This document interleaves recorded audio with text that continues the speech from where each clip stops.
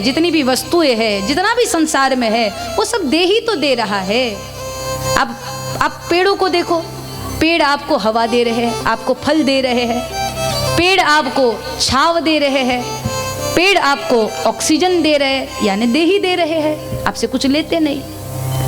वही हवा आपको ठंडक दे रही है, शीतलता दे रही है। जमीन आपको बैठने के लिए आसन दे रही है, आसमान आपको आधार दे रहा है, छत दे रहा है।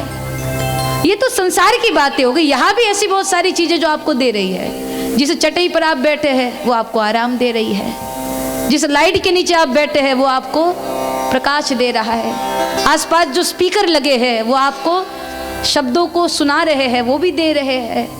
तो इसका मतलब ये है कि ये सारे लोग, ये सारे देवता बन गए और हम लोग लेवता बन गए। हम लेने के हिसाब से संसार को देखते हैं, जबकि हमारे मन में देने का भाव आना चाहिए। देखो महाराज, अगर जिंदगी में जिंदा रहना है तो जिंदगी में लेने के साथ साथ देना भी हमको सीखना चाहिए। कुछ लोग केवल लेना जानते हैं, देना नहीं। कुछ लोग छुई मुई के पौधे की तरह होते हैं। आपने कुछ लोग गाजर और मूली की तरह होते हैं। गाजर और मूली को आपने देखा होगा, वो जमीन के अंदर होते हैं, लेकिन ऊपर से उसके पत्ते हिलते हुए क्या कहते हैं, हमारे पास कुछ नहीं है, हमारे पास कुछ नहीं है।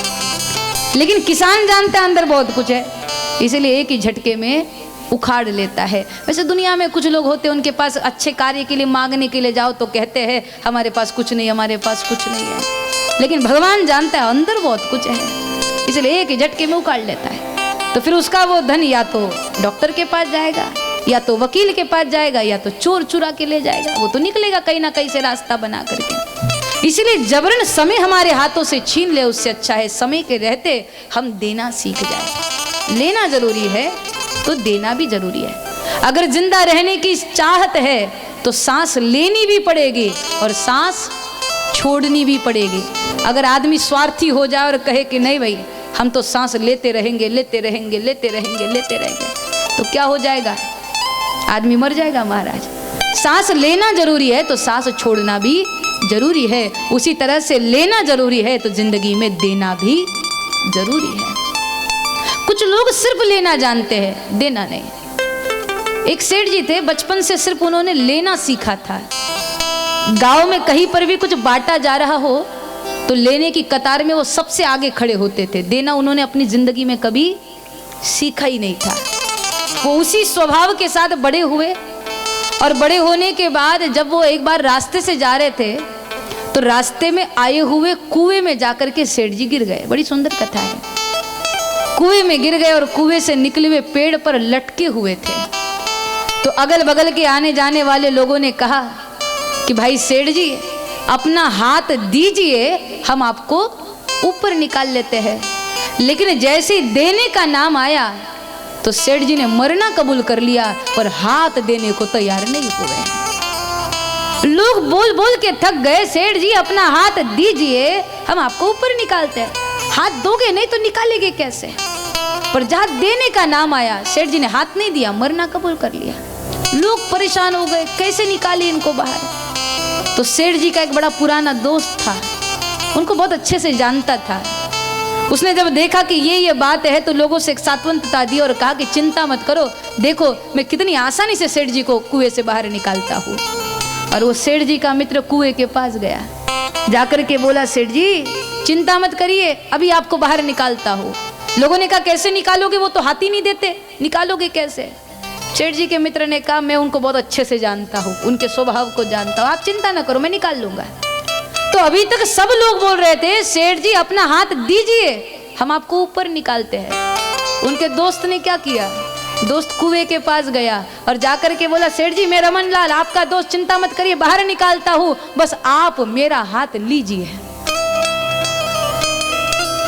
क्या कहा, बोले आप मेरा हाथ लीजिए।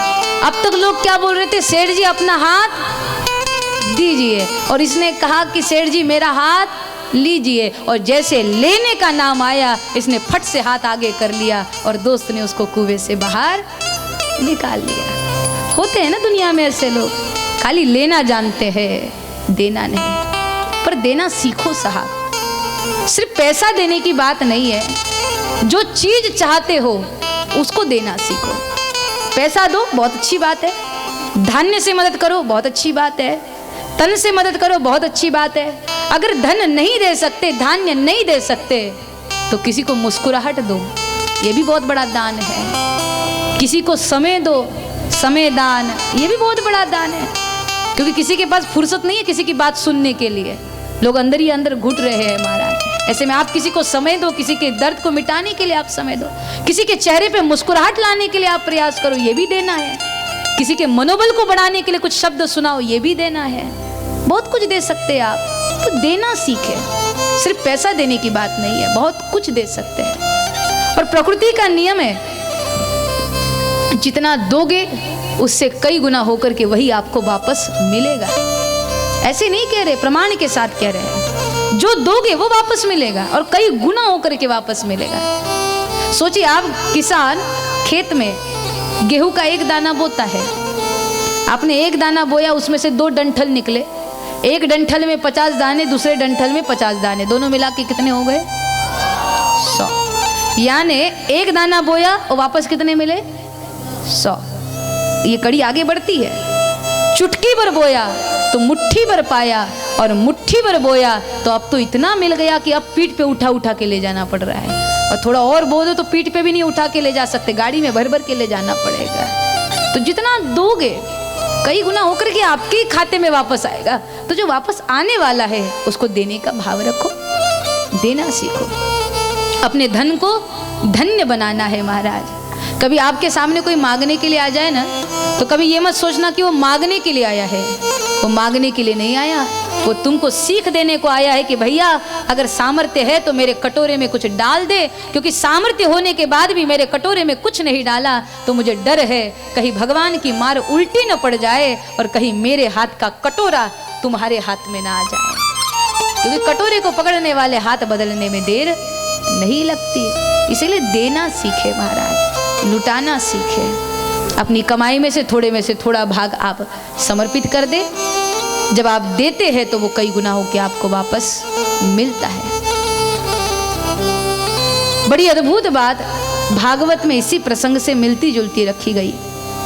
आगे क्रम जब बढ़ता है और उसी क्रम में जब शुकदेव जी और परीक्षित जी के बीच में संवाद होता है, उस संवाद में परीक्षित जी एक प्रश्न पूछते हैं कि भगवान क्यों अवतार लेते हैं, भगवान क्यों प्रकट होते हैं, भगवान के कितने अवतार हैं और कौन कौन से हैं। तो जब वहां पर दशावतार की कथा सुनाई जाती है तो उसमें एक अवतार आता है वामन अवतार। वो वामन अवतार बड़ा अद्भुत है। अब एक बात समझिए, कथा सबको पता है कि भगवान नारायण वामन बन करके आए। किसके द्वार पर? किसके द्वार पर? राजा बलि के द्वार पर। अच्छा, जो परमात्मा सारी दुनिया को देता है उसको मांगने की जरूरत क्यों आन पड़ी? वो परमात्मा सबको देता है, इंद्रदेव, अग्निदेव, वायुदेव, सूर्यदेव, पवनदेव, चंद्रदेव, सबको वो देता है। और देने वाला जो देता है उसी को तो दाता बोलते हैं ना, तो वो तो देने वाला है। उसने क्यों मांगा बलि राजा से? तो उसके पीछे यही कारण है जो अभी आपको सुनाया ना, यही कारण है। क्योंकि बलि का स्वभाव था, बलि के दर से कभी भी कोई खाली हाथ नहीं लौटता था महाराज। सामर्थ्य के अनुसार बलि उसको कुछ ना कुछ जरूर देता था, सामर्थ्य के अनुसार कुछ ना कुछ देता था।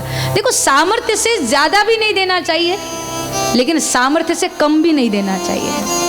सामर्थ्य से ज्यादा मत दो, कोई जबरदस्ती वाली बात नहीं है, लेकिन जितना सामर्थ्य है तुम्हारा उससे कम भी तो मत दो, सामर्थ्य के अनुसार देना चाहिए। और जिसको थोड़े में से थोड़ा देना आता है ना, उसके जैसा दुनिया में कोई अमीर आदमी नहीं है महाराज। 3 स्टार होटल वाला एक गिलास दूध का 100 रुपए में बेचता है, और गरीब मजदूर अपने घर में कोई बच्चा आ जाए तो 1 गिलास दूध मुफ्त में पिला देता है। तो अमीर कौन माना जाएगा? वही जिसको थोड़े में से थोड़ा देना आता है। देना आना चाहिए। मानस की गिलहरी सबको याद होगी, रामायण में देखा होगा, प्रसंगों को सुना होगा आपने। रामायण में छोटी सी गिलहरी है। जब राम सेतु का निर्माण हो रहा था ना, और बड़े बड़े पत्थर डाल करके जब वानर सेना सेतु का निर्माण कर रही थी, तो उस समय एक छोटी सी नन्ही सी गिल्लरी, उसको मराठी में क्या बोलेंगे, खारुताई, खारुताई, हाँ वो गिल्लरी। तो जब वानर सेना सेतु का निर्माण कर रही थी, तो उस समय वो छोटी सी नन्ही सी गिल्लरी अपनी पूंछ को पानी में भिगोती और उस गीली पूंछ को ले जाकर के रेत में घसीटती, और गीली पूंछ में जितने रेत के कण समेट सकती थी समेटती, और ले जाकर के अपनी पूंछ को सेतु के बीच में जाकर के झटक देती, तो छोटे छोटे कंकड़ गिरते थे। अंगद जी ने देखा और देख करके अंगद जी बोले, अरे बहन गिलरी, तुम्हारे छोटे छोटे कंकड़ से कहाँ सेतु बनने वाला है, हम लोग बड़े बड़े पत्थर डाल करके सेतु बना रहे हैं ना, बना लेंगे, तुम क्यों मेहनत कर रही हो बेकार में। तो गिलरी का उत्तर सुनने जैसा है। गिलरी ने कहा, भैया अंगद, आप बड़े हैं इसलिए बड़े रूप में राम कार्य में अपना योगदान दे रहे हैं, मैं छोटी हूँ इसलिए छोटे रूप में अपना राम कार्य में योगदान देना चाहती हूँ, लेकिन छोटा ही क्यों ना हो, लेकिन राम कार्य में एक आहुति तो मैं भी देना चाहती हूँ। छोटी सी मानस की गिलरी, और जब उसने देना सीखा तो क्या घटना घटी, भगवान राम को इतनी करुणा उमड़ पड़ी उस पर कि भगवान ने छोटी सी गिलहरी को अपने हाथ में लिया और बहुत प्रेम से, बहुत करुणा से भगवान ने गिलहरी के पीठ से अपनी उंगलियां घुमाई। इसलिए आप देखो गिलहरी के पीठ पर 3 रेखाएं नजर आती है ना। कहते हैं, ऐसी मान्यता है कि वो 3 रेखाएं राम जी की 3 उंगलियों के निशान हैं। अच्छा, राम कार्य में योगदान एक गिलहरी ने किया और उसका आशीर्वाद पूरे परिवार को मिल गया। तो यही होता है धर्म कार्य में, कोई एक व्यक्ति सहयोगी बनता है लेकिन आशीर्वाद पूरे परिवार को मिल जाता है। और मानस की ये घटना वह प्रमाण है। महाराज, देना हमको आना चाहिए। बलि की आदत थी, वो अपने द्वार से कभी भी किसी को खाली हाथ नहीं जाने देता था, और यही कारण रहा कि भगवान उसके द्वार पर मांगने के लिए आ गए। महाराज, बड़ा सुंदर दर्शन है। कहते हैं, जब देवताओं पर आक्रमण किया राक्षस गणों ने, बलि ने अपना अधिपत्य इंद्रलोक पर स्थापित कर दिया, और जब ऐसे में जाना तो देवताओं की माता दीति ने पयोव्रत किया। पयोव्रत ऐसा होता है कि 12 महीनों तक, 12 साल तक कोई माता दूध पी करके रहती है तो उसके घर में भगवान जन्मता है, गर्भ में, ऐसी मान्यता है। लेकिन सोचने वाली बात है, कोई 12 महीने तक दूध पीता रहे और उसी पे व्रत करे तो क्या भगवान प्रकट हो जाएंगे? यहाँ पयोव्रत माने क्या? पीना है, लेकिन पीना माने दूध पीने की बात नहीं है, जूस पीने की बात नहीं है, पानी पीने की बात नहीं है। पयोव्रत माने जो निरंतर भगवत रस को पीता रहता है, यानी जो माता निरंतर कथा रस को पीती रहती है, गर्भावस्था में भी पीती है, बच्चे के जन्म के बाद भी पीती है, तो उसका जो बच्चा होगा या तो कोई संत होगा या तो कोई भगवान का भक्त होगा। पीने का असर होगा महाराज। अरे जब शराब पीने का असर होता है तो ये तो कथा है महाराज, और वो शराब का नशा तो उतर भी जाता है। रात को पियोगे सुबह उतर जाएगी, फिर भी पता नहीं लोग क्यों पीते हैं। रात को पियोगे सुबह उतर जाएगी, पर एक ही प्याला हरिनाम का पी ले प्यारे, तेरी तो जिंदगी संवर जाएगी, तेरी तो जिंदगी संवर जाएगी। ये तो हरिनाम का प्याला है, और जो पीता है इसको, उसके गर्भ में या उसके घट में परमात्मा प्रकट होता है। देवताओं की माता ने पयोव्रत किया और उसके परिणाम में भगवान उनके सामने प्रकट हुए। भगवान ने कहा कि बहन देवी मांगो, तो उस समय माता ने कहा कि मेरे बच्चों को उनका अधिकार वापस मिल जाए, इतनी मेरी अभिलाषा है। बलि से आप सारा राज्य ले ले और मेरे बच्चों देवताओं को आप दे दे। भगवान ने कहा, माता हम बलि से राज्य छीन नहीं सकते, लेकिन हाँ मांग जरूर सकते हैं, इसलिए चिंता मत करिए, आपका वचन पूरा होगा। और उसी समय भगवान शंख चक्र गदा आदि छोड़ करके वामन रूप में प्रस्तुत होते हैं। तो आइए श्री वामन भगवान जी की बड़ी सुंदर झांकी का हम सब लोग दर्शन करें, और उसी मंगलमय माहौल में ये प्रेरणा लेकर के हम इस कथा को देखते समय, सुनते समय याद रखें कि भगवान उनके द्वार पर आए तो कारण एक ही था, बलि का देने वाला स्वभाव, और देने वाला बलि बना, इसलिए दाता आज उसके द्वार पर आ गया। तो यहाँ पर बड़ा प्यारा दर्शन है। आइए वहाँ से गाएं।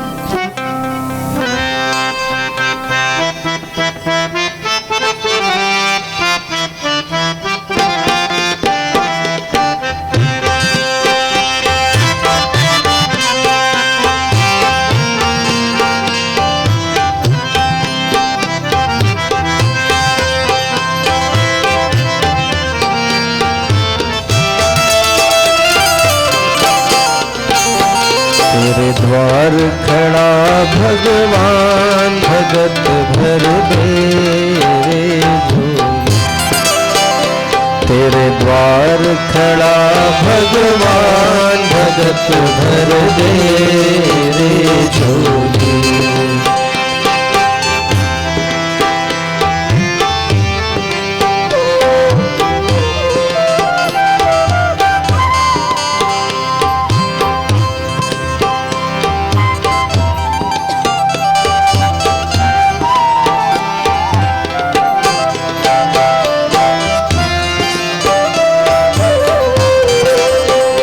तेरा हो